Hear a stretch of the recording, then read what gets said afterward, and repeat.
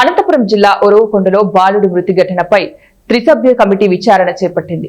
DCHS Selvaraj, DHMO దేవి, doctor లోక్నాథ్లతో కూడిన committee సోమవారం సాయంత్రం ఒరవకొండ ప్రభుత్వ హాస్పిటల్కి చేరుకుని మృతి చెందిన బాలుడి కుటుంబ సభ్యులతో పాటు hospital superintendent Chowdary, duty doctor Ismail మరియు నర్స్ ప్రియాంకలను విచారించారు.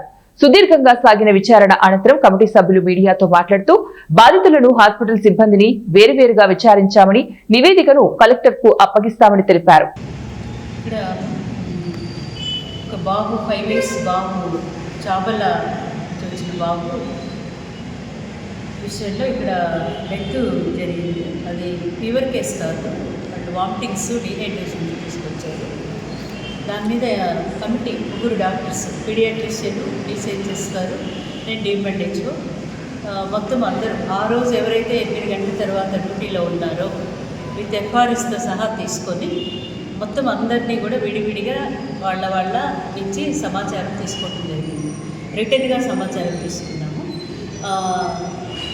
డాక్టర్ గారు ఏం చేశారు, స్టాఫ్ నర్సులు ఏం చేశారు, తర్వాత వచ్చేసి సెక్యూరిటీ ఏం చేశారు వీళ్ళు, తర్వాత పేషెంట్ అబ్బాయి ఫాదరు, వాళ్ళతో వచ్చిన అటెండర్స్ అందరినీ కూడా వాళ్ళ నుంచి సమాచారం తీసుకొని దాని మీద మేము అంతా కూడా ఎంక్వైరీ చేస్తాము. దాన్ని కూర్చొని అనలైజ్ చేసుకొని దాని మీద రిపోర్ట్ అయితే పంపించడం జరుగుతుంది.